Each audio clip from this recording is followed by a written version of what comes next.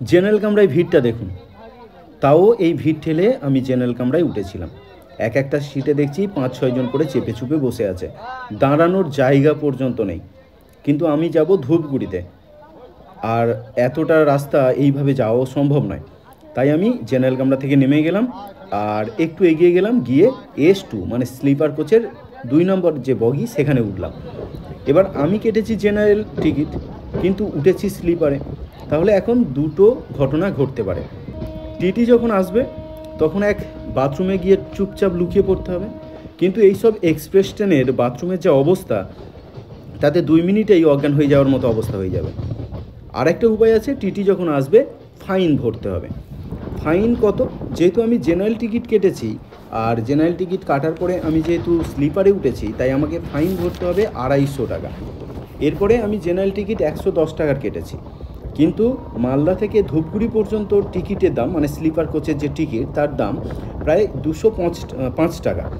তাহলে মিলিয়ে জুলিয়ে মোটামুটি ওই 345 টাকার কাছাকাছি হচ্ছে। তো একটু আগেই টিটি এসছিলেন এবং আমাকে ফাইন দিতে বললেন, আমি স্বইচ্ছায় ফাইন দিয়ে দিলাম এবং আমার কাছ থেকে 325 টাকা নিলেন। তো এই 325 টাকা স্লিপও আপনাদের দেখাচ্ছি। তার মানে যে আমরা হঠাৎ করে ট্রেনে উঠে পড়ি, ভয় পাওয়ার কিছু নেই। যদি পকেটে পয়সা থাকে তাহলে স্লিপারে উঠে যান, আরামে যেতে পারবেন। এবং আমি যেহেতু স্বইচ্ছায় দিয়েছি, তাই আমাকে এখানে বসতেও দিলেন, একটা জায়গা দেখে বসতে দিলেন। যাই হোক, আমরা এখন আছি সাবরুম কাঞ্চনজঙ্ঘা এক্সপ্রেসে। এই ট্রেনের নাম্বার 13173। শিয়ালদা থেকে রবিবার, মঙ্গলবার, বৃহস্পতিবার আর শুক্রবার এই ট্রেনটা সকালের দিকে ছাড়ে 6:50-এ। পরের দিন রাত 8টার সময় 8:20-তে সাবরুমে পৌঁছায় এই ট্রেনটা। সময় লাগে প্রায় 35 ঘন্টা। দূরত্বের কথা যদি বলি তাহলে 1664 কিলোমিটার দূরত্ব অতিক্রম করে এই ট্রেনটা। আর স্টেশনের কথা যদি বলি তাহলে 43টা স্টেশনে থামে এই ট্রেন। এই ট্রেনের রানিং স্ট্যাটাস মেক মাই ট্রিপ, ইক্সিগো, রেড রেল, তারপরে হোয়ার ইজ মাই ট্রেন, এইসব অ্যাপে আপনি দেখতে পাবেন। যাই হোক, কথা বলতে বলতে আমি অনেক দূরে গিয়ে এসেছি, আর ওই যে দেখা যাচ্ছে শামসি স্টেশন। মালদার এই শামসি স্টেশনটা ছোট হলেও এর কিন্তু গুরুত্ব অনেক। এই স্টেশনে নেমে আপনি বাসে করে খুব সহজে মালতীপুর, চাঁচল, রতুয়া বা গাজলের দিকে চলে যেতে পারবেন।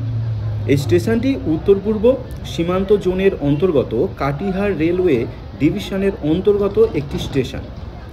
এবার শামসি স্টেশন ছেড়ে আস্তে আস্তে আমরা সামনের দিকে এগিয়ে চলেছি। প্রকৃতির সুন্দর দৃশ্য দেখতে দেখতে আমরা আরও এগিয়ে চলেছি। ওই দেখুন, কথা বলতে বলতে আমরা চলে এসেছি বারসই জাংশনে। এই স্টেশনটা বিহার জেলার অন্তর্গত, মানে পশ্চিমবঙ্গ ছেড়ে এখন আমরা বিহারে এসে পৌঁছে গেছি। এই স্টেশনটি বেশ গুরুত্বপূর্ণ, কারণ বন্দে ভারত বা শতাব্দী এক্সপ্রেস কিন্তু এখানেই থামে। আরও কিছু দূরত্ব অতিক্রম করছি আমরা।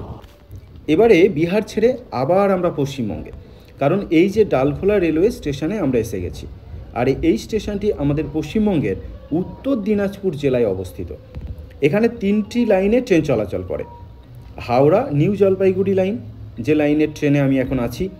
দ্বিতীয়টি কাটিহার শিলিগুড়ি লাইন, আর তৃতীয়টি বারাউনি গুয়াহাটি লাইন। যাই হোক, চলুন প্রকৃতির চোখ জুড়ানো দৃশ্য দেখতে দেখতে আমরা আরও এগিয়ে যাই।